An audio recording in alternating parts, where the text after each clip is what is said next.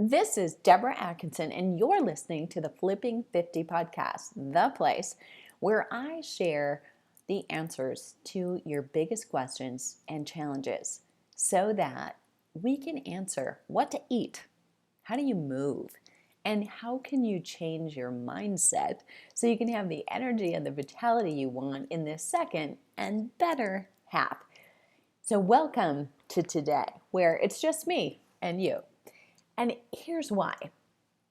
So often, as I work more and more with people who are emailing me questions via our website at flipping50.com and who are responding to the podcast, Flipping 50 right here, or who are connecting through our social media platforms and Facebook especially, you know we're there, right?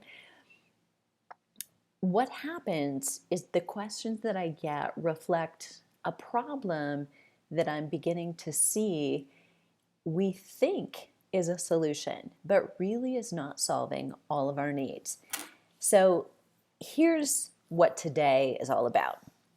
It's you and me for a very short presentation talking about your needs in each and every workout.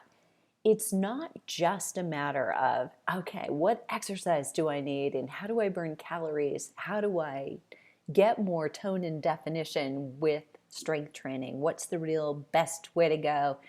It's not all about that. It's certainly not all about how do I burn the most calories? Which exercise burns the most calories? Or that infamous question that as a group fitness instructor first starting out in my first 15 years, before personal training was really a thing, certainly a thing in the Midwest, the biggest, most frequent question I was asked was, how many calories did we just burn, right? At the end of any fitness class.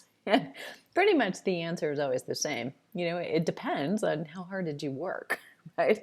And it depends a little bit on your weight. So if you came up to me and asked me that and you weighed 120, a very different answer than if you weighed 190 during the same exercise class.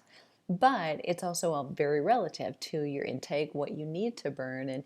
And yet, right now, what we know is that answer is irrelevant. It doesn't matter because you can burn as many calories as possible and you can take in as few as possible.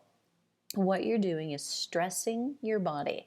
And the body that's under stress, especially for a woman who's in midlife, around her 50s, I'm talking approaching 50 and maybe up to 65, where hormone changes are still happening, they're kicking in, or you're having kind of the aftermath of what happened affect you. And flipping 50, make no mistake, is not about being 5-0 and that's it. Flipping 50 is about from 50 to 100. We're talking about the whole thing. The majority of changes happen in those early 50s for most of us. That's where the majority of us are going to go through perimenopause, menopause, and kind of get to the other side, dealing with, okay, now what? Now what's my new norm? How do I create that and make it better? So although I talk about hormones and exercise, we've always had them. We had the biggest movers and shakers, cortisol and insulin, always were there. What's getting our attention and making us say, oh, it's my hormones. Oh, my hormones are out of whack, or I'm in chaos, and, that's why I'm gaining weight. The ones that got our attention are estrogen, progesterone, and testosterone. And some of the precursors like DHEA. And if you've gone through this in frustration, you know, because you probably had these tested and they've surfaced and come to be things that you know much more well than you ever thought you wanted to. So let's dive back in to the exercise piece. So frequently, as a strength and conditioning coach, as a personal trainer, and a master trainer who trains trainers for over 34 years, I get this question most frequently from the consumer or from trainers who are training our customers about, what should they be doing for exercise to get the weight off?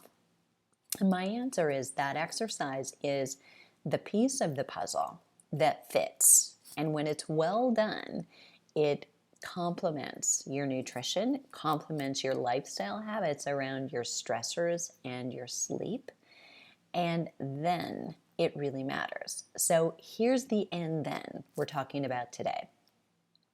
Typically in any workout, here's what needs to be present. I've given this 5 components of every single workout, and they are a warm-up, and actually this is a 2-part warm-up. So you've got to have warm-up 1 is active movement, getting your core temperature moving, and 2 really is no longer static stretching, although for you it might be. It's what we call a functional warm-up, dynamic movement with purpose. And it probably has something to do with doing things one-sided, standing on one leg, incorporating your core and that muscle between your ears so that you are paying greater attention. You cannot tune out. You actually have to tune in. There's no grocery shopping going on. There's no thinking about your to-do list. You actually have to be there or you're going to fall over. Those are the kind of activities. And then into specifics, if you have a weak link, you have an achy knee joint, too tight hip, you have a little itis of some kind, bursitis, tendonitis, something that needs to be taken care of, that's where that care happens first and early so that we create more normal, neutral alignment, get you back to moving well, pain-free, so you can do more. And or we're preventing injuries from happening. You may not have an injury, but you may notice there's a slight difference in my strength or my mobility, flexibility on this other side. Paying attention to it before it ever becomes a problem and talks to you loudly, that's the goal. So that's warm-up 1, warm-up 2, and then your main set, whatever that might be. So that might mean for you that you're doing strength training on this day, and it's the very specifics about what exercises, how many sets, and how many repetitions in each set you're going to do. And it's that list of exercises and how you'll sequence them. So you might go, if you were doing 8 exercises, 1 through 8, and repeat it again. But you also can play with 3 exercises, rotate those 3 and do them in a circuit and then be done. You might move on then to the next set of 3 exercises, or you might be done on a very short day. That's one of my favorite go-tos for getting a lot done in a short amount of time. You might do what we call super setting, and that is taking 2 exercises and going back and forth, kind of doing A, B, maybe A, B again for 2 or 3 or more sets, depending on your fitness level, your experience level. So beginners, you would be doing it twice maybe, right? At more advanced, you might be doing a 3rd or a 4th set if you A, have the time, and B, have progressed to that so that it makes sense for you. But then within that workout, you could have a couple exercises that you do supersetting. You could have 3, you do tri-setting. You could do all kinds of things. And that sequencing is actually the beauty and the beast in designing strength training. You have so many options that it's like going to a buffet. If you want to eat really healthfully and feel good when you leave and feel good for hours after, what do you choose from that wide array of temptation, right? Same is true with exercise. Just exercising doesn't necessarily get you great results. Now, it's better than being on the couch, moving at all, but it's not specific. So how do you get what you really need? So let's flip sides and let me address and give some attention to the cardio part. The cardio puzzle is similar. You want to do some interval training. Within interval training, we could dive down and you can do 30-second intervals. You could do 20-second intervals. You can do 1-minute intervals, 2-minute intervals, 3-minute intervals, 5-minute, 8-minute, 10-minute, and on, right? And then on the flip side, when you do a hard interval, you have to recover. So you could recover for equal time, less time, not recommended, beginners, not recommended, okay? So repeat after me. Tabata is not my go-to. Tabata is not my jam if I'm a beginner, because that is totally backward from what anyone, including elite athletes, would do. Equal time, hard work, easy work is the minimum. And when you're actually starting out, you want almost 1.5 times or 2 times the amount of recovery as you do work.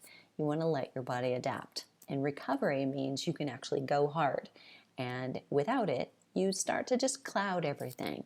The hard isn't hard, the easy isn't easy, and it's just muck, right? Which is what we've been doing for most of the time, which is what gets us to this point in the first place. So within intervals, right, that's only one option of cardio.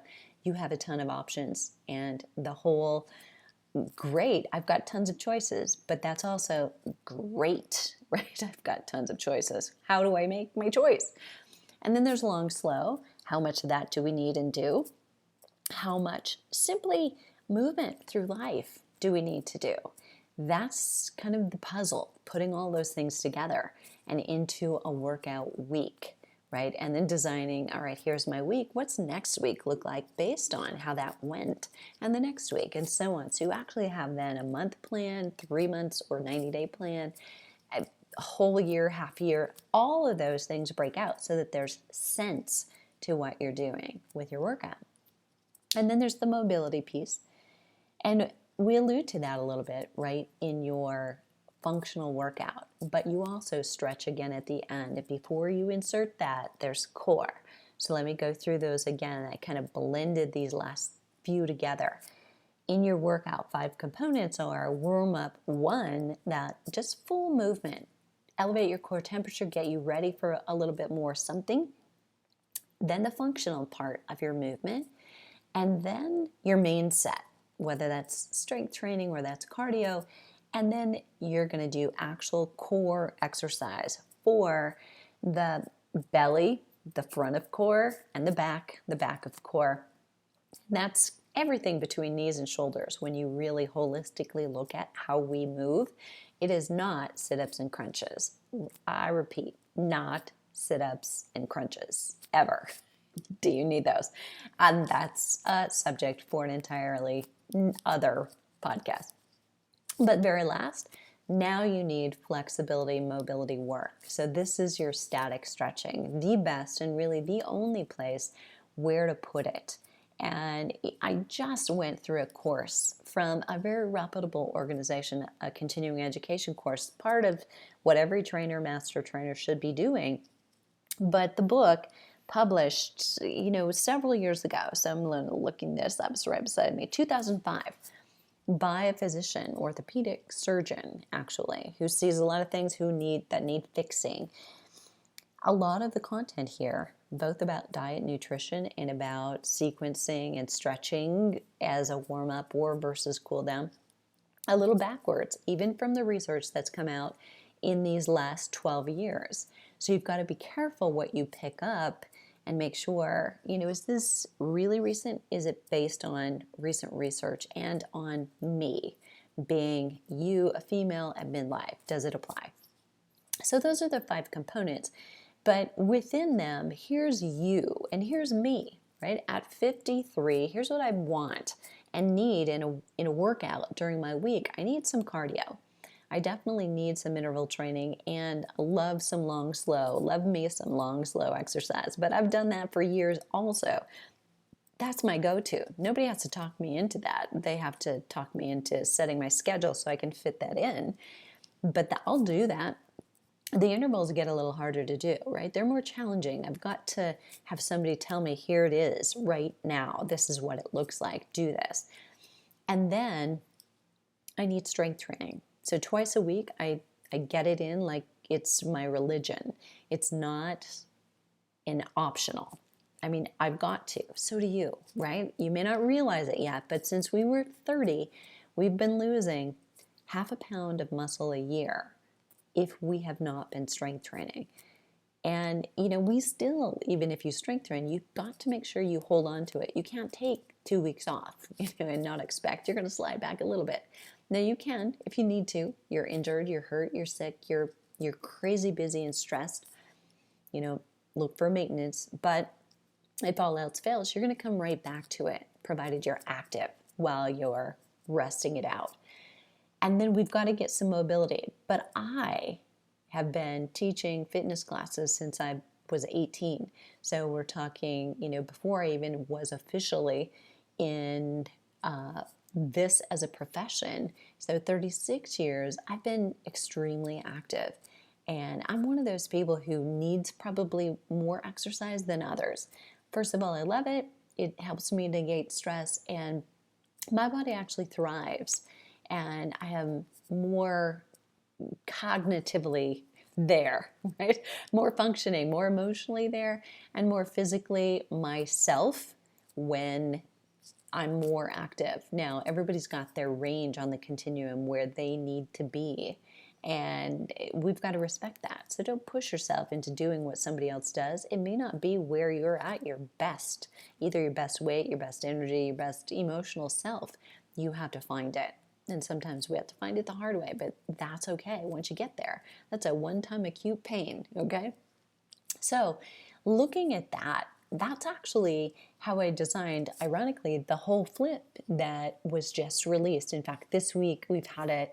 It's going out. We're even back ordered already, which I love. It's super exciting, but there isn't something out there that pulls it all together collectively, because typically we need to watch our knees, right? We need to take care of them and do the exercise that brings them back on track. Because even mine that are healthy, and I try to rotate my exercise, so I'm not always running, I'm not always doing any one kind of exercise, but especially things like running that are higher impact and harder on the joints, I rotate with swimming, with biking, with boxing, and outdoor things are my favorite jam, but I can box on my deck with the best of them, right? The bears, the deer, the fox, and even my neighbors just ignore me, right? I happen to be in the mountains. You may not have that luxury, but getting it in, however you can get it in, super important. And, I am doing, hip exercises on a regular basis, because why? We don't move laterally anymore. We don't move right and left like we used to when we were maybe playing more tennis, and you may play tennis but play less because it bothers your knees. We, don't play basketball nearly as much. Maybe you still do, but that kind of sliding back and forth and watching and doing more athletic kind of movements has disappeared, because we're hardly active at all compared to prior generations, and we just don't move that way. We do linear things, moving forward, walking, jogging, running, biking, swimming. It's all forward motion. So if you can get some rotation in, it's why I love boxing as a complement. It's why boxing is the basis of, say, the cardio in the Whole Flip. So there's that piece. Most of us are, able, willing to get on our own treadmill or elliptical or go outside and walk or run. But, the rest is a little bit harder without somebody there to lead you. Then there's that strength training. In 20 or 10 even minute flips, staying consistent is the biggest and most important piece of doing your strength training to maintain muscle. And then hitting those maintenance pieces. When my knees flare up a little bit, I'm like, boom, right back to isometric exercise, meaning I sit my buns down on the floor or a chair, and I do limited end range of motion exercise that really focuses on the muscles around my knee without stressing my knee. And it's a matter of flossing. It's one of those kinds of things that, is this really doing any good, right? Because you can't see and feel the immediate clean teeth feel you can when you brush, right? Like doing your cardio or your weights, you feel it. But with that maintenance stuff, you don't. However, it is kind of a great benchmark, doing it regularly, seeing, oh my gosh, I feel a big difference when I do that. And I've even felt sore after doing some of those maintenance activities for my hips or for core, really backing down and doing the deep, deep core foundation work that is necessary if you're going to build a house, right? Your exterior core has to be built on that house. So in the Whole Flip, that's really a piece of it. I've got the cardio there that you can do indoors or anywhere with boxing. I've got the strength training there and those limiters, the ankles, the knees, the hips, the upper back, the lower back, all of the key complaints of women who are flipping 50 are in there. And, at least once in every workout, I'm putting something small in there anymore to be smart. More often than not right now for me, it's too much desk time is causing me to do some shoulder, or really better said, it's upper back and neck work, so that I'm turning on the right muscles, pulling my scapula back together and dropping my shoulders away from my ears. So I don't know about you, but that's where I carry my attention. Doing those little things at the end of a workout, so smart and so easy to take those 3 or 5 minutes to do it, as opposed to, oh, I'm going to do that later. That's like not going to happen, right? It's like trying to take a vitamin 4 times a day. You think that's going to happen? I don't. I take one twice, AM and PM, I can handle that. But any more than that, not going to happen. And so if you're like me, that's where you'd put that in. And then it's really, everybody needs that deep core foundation, and the deep core foundation and core exercise that helps you really with the load on your frame that happens in the kitchen, right? So I'll show you how to do some reps of preparing, and all of those things are really a part of your comprehensive program. It's not, what should I do for cardio? It's not, how should I lift weights? But it's, for me, it's take me through a warm-up that makes sense. Tell me what to do, yes, for cardio and for strength training, and tell me how to protect my joints so that I don't get hurt, because exercise is the way that I negate stress, right? I mean, we all first, I think, go to it if we're not doing it because we want to lose weight. However, once you start, the way most of us get hooked and stay hooked is we find it relieves our stress. So if we're doing it right, we can stay kind of even keel, a little bit more emotionally stable is what I like to call it. And if we're hurt, that just compounds whatever stressors we already have in our life. And at midlife, we've got a lot, right? Aging parents, careers run away with a train wreck, right? And maybe young children, maybe dependent young adult children, but all of it, all the good things that make a meaningful life, add to our stress. So keeping us active, healthfully, and pain-free moving, super important. So that's why I design my personal workouts every day when I choose to work out, or each week as I plan my workouts. And it's also how I've designed the Whole Flip. So you have 4 DVDs with the whole thing on it. So look at your program currently, and are you taking care of the limiters or possible limiters? And do you have an answer for how do I get there? And then the cardio that's less stressful on those potential limiters, and the strength training that will keep you away from those limiters with basics, no fluffy, sexy, crazy variety for variety's sake. We actually are going to reach fatigue using weights and basic exercises. So if you want to stand on your head, do one leg, put your, rub your tummy, pat your head or whatever, this isn't your jam. But I like basics. I don't have time for the fluffy stuff. I want results. And this is the way to get it. So check it out if you haven't already. But I would encourage you to go through a checklist on your own workout and then your own week and say, do I have all those components there? Am I paying attention to the limiters? Am I paying attention to cardio, strength training, and getting core that's deep-rooted foundation stuff? And if you still have a question, let me know. I'm going to leave the link to the Whole Flip in the show notes today, and I hope you'll go check it out. Look at all that's there and jump in if you feel like you've got pieces, but you don't have the whole complete program. And go to Flipping50, all spelled out, all words, no numbers, no spaces.com for more information on this show, more podcasts to help you get the best results in the least amount of time. And share this with a friend so you can surround yourself with women who are on the same journey.